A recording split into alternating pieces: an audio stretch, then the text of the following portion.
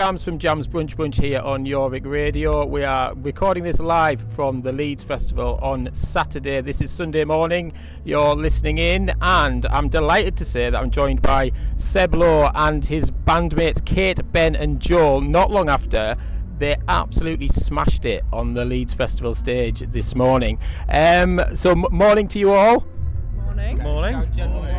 It's been an interesting weekend for Leeds. How did it feel to open the show this morning and give the fans a cracking show?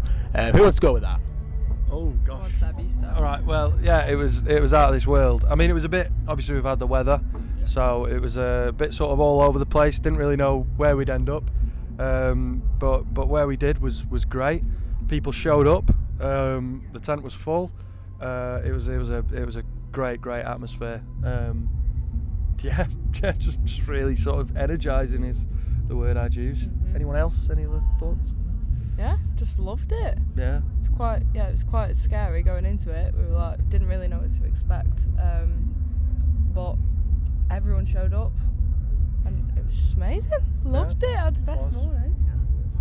Yeah, ditto. Yeah, great. Yeah. No thoughts from Joel. Yeah. Does it affect your setup or your prep, or do you just roll with it? You kind of just have to. I mean, we spent the majority of the morning just kind of lamenting in the chaos on the van. So dramatic. On the van. Joel is so dramatic. Joel is particularly dramatic. I got one over yesterday. He did not get one over. What happened? He scraped his knee a bit. Wrangle saying he had life-changing injuries. The van set off, and instead of letting go like a normal person, Joel held on to the van and got dragged, and his arms were cut up. So cut up, and most of the you know, is under yeah. Life changing. But no, you roll with it, and you just got to kind of separate yourself from any sort of chaos and just put on the best show you can, I suppose. Thank you. Quick one.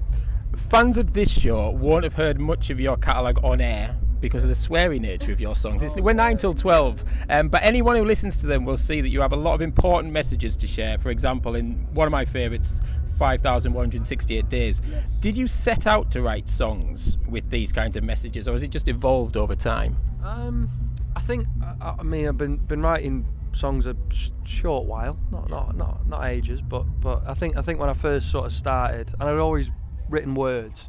I think I was somewhat drawn towards some kind of social commentary, however that manifested itself. But I think once I finally took the leap to share my opinions, which in itself was quite a battle. It's quite daunting, kind of putting yourself out there. But there were a lot of people there for it. A lot of people listened. A lot of people who talked about it. I really sort of valued just reading through comment sections and people discussing, and they agreed or disagreed or whatever, but it was nice to kind of see that discussion happening by virtue of some random song you'd put out, and then inevitably it just sort of went more in that direction. I don't think I can ever see a world in which I just sit down to write a song and it isn't the first thing I consider. It just sort of, even if it's a love song, it winds up talking about something political anyway. We'll play Mr. and Mrs. Human Race shortly. It's your latest single, and it went down really well with the Leeds crowd earlier, but how difficult is it to pick a short festival set? Yeah, you sort of are choosing between what you want to play, and I think it's always, we always do tunes that we've got, that have been released recently, or or the ones that we think go down particularly well, at festivals or whatever. I wouldn't say it's too hard.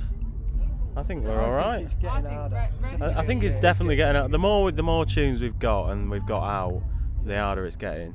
It's squashing. Yeah. You always want to cater for the fans as well. You always want to cater for what people want and what we. But also then we want to cater for what we have up and coming and what we're releasing as well. So it's kind of hard to find that balance sometimes, especially when we're releasing quite a lot of music at the minute and recording quite a lot. So then we're always looking at like, this is what the set's going to be in 2 months' time, in 3 months' time, and it's like, what do we drop now? And then almost like, irrespective of that, you've got the same desire to write a set that is very coherent and has its ups and its downs and this, that and the other. So that's quite difficult as well. It's getting harder because of the EP coming out and everything's chocker. Yeah. Do you have what's the next plans for the next EP? I know you've got a tour coming up. You're playing the This Feeling Festival in Bridlington Spa, which isn't very close for our listeners. Kind of, what's the rest of the year looking like for you? Anyone?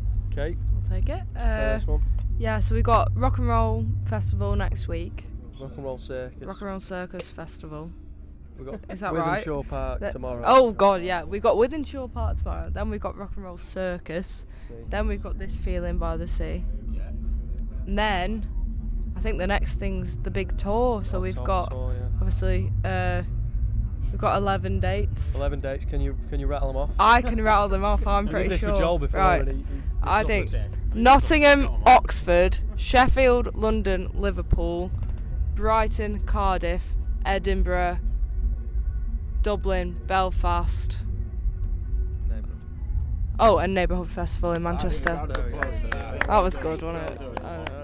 And final question for you all, very quickly: who makes the best Sunday roast in the band? I ask every Not me. I am out. I think I'm not a massive fan of Sunday roast. I think I'd have a good effort though if I tried. Yeah, So I think I'm giving it to Ben then. Yeah, I'll take the crown on that. Definitely not Joel. Joel, no. Boil it in milk.